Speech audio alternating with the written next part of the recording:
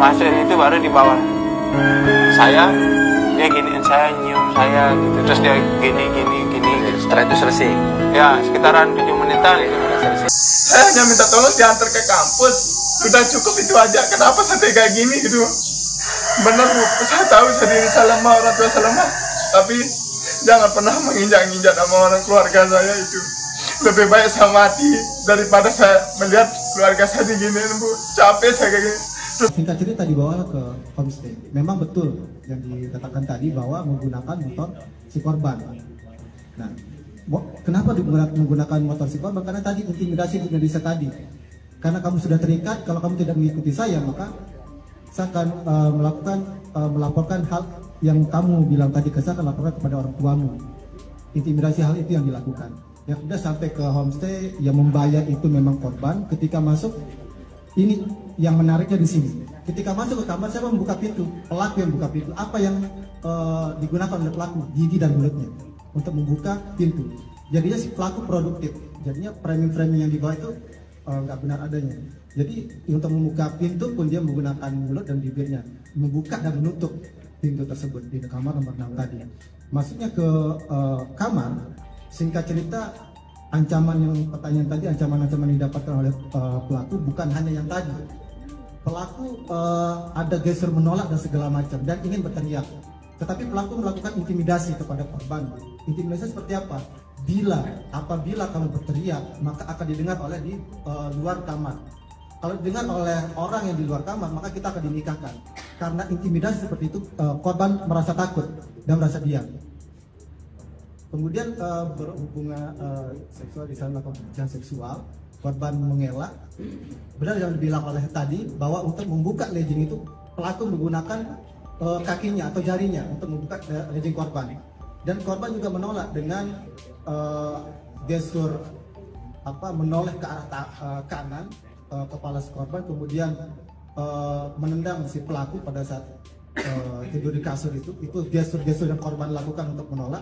Tapi karena tidak ada kuasa dengan ancaman-ancaman yang dilakukan oleh pelaku, terus disuruh tidur di kasur itu dengan posisi gini lurus gitu. Ada sedikit tak sama Ya perempuan ini. tidur biasa gini dah. Nah terus udah gitu dia yang di atas saya. Berarti sudah posisi telanjang. Ya saya telanjang. Sudah dibuka. Ya dia buka sendiri anunya dia juga. Ya terus dia di atas saya. Langsung setelah itu dia meludahi tangannya dulu. Nah terus mengoleskan di bawahnya dia itu, dioleskan ke ludahnya dia. Terus dia yang bantu masuk di atasnya, dia giniin saya gitu. Gitu. Oke, saya potong Gus. Itu nggak pernah Gus. Viral, seorang pemuda disabilitas tanpa kedua lengan diduga sebagai pelaku pelecehan seksual terhadap belasan mahasiswi yang menjadi korban. Kasus ini viral karena pelakunya adalah seorang dengan fisik yang tidak sempurna, dilaporkan telah melakukan tindak pelecehan dengan modus pengancaman terhadap korban. Pendamping korban menjelaskan, kronologi terjadinya kejadian ini adalah awalnya pelaku berbincang dengan salah satu korban. Kemudian pelaku meminta korban untuk mengantarkan pelaku ke arah kampus. Kemudian si pelaku ini mengancam korban dengan dalih akan membongkar semua aib si korban dan akan melapor dan memberitahu semua aibnya ke orang tua korban.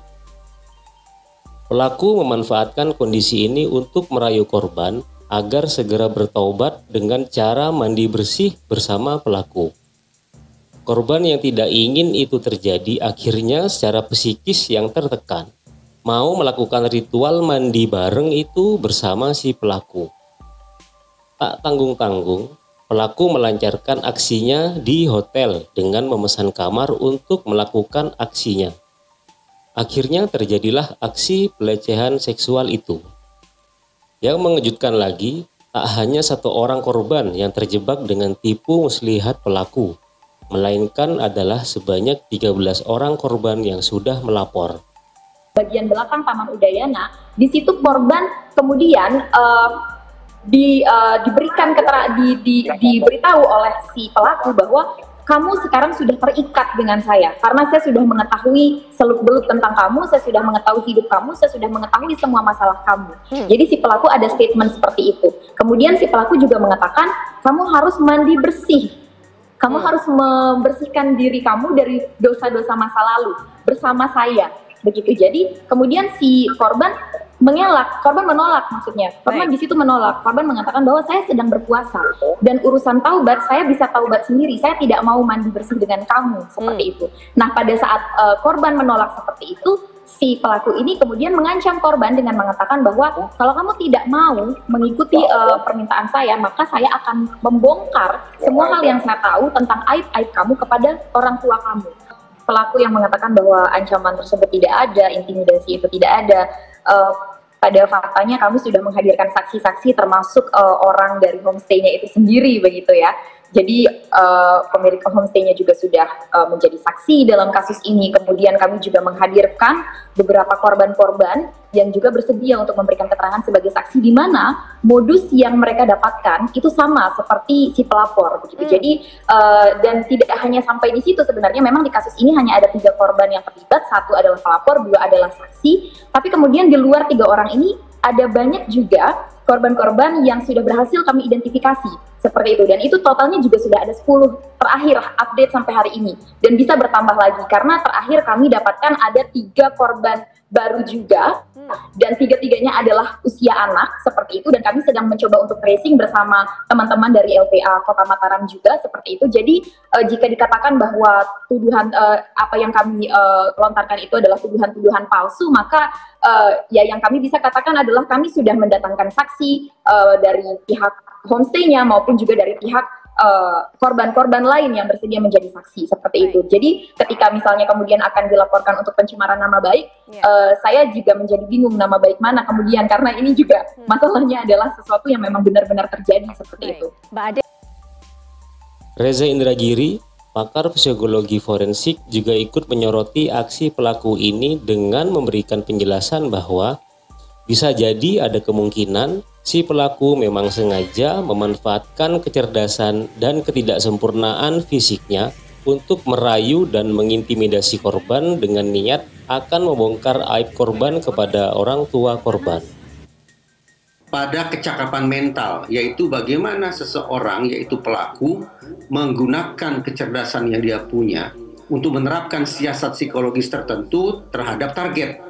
Baik siasat psikologis itu berupa ancaman, intimidasi, atau sumber-sumber ketakutan lainnya, maupun siasat psikologis itu berupa iming-iming, ajakan pertemanan, tawaran kehangatan, janji memberikan perlindungan, alias grooming behavior.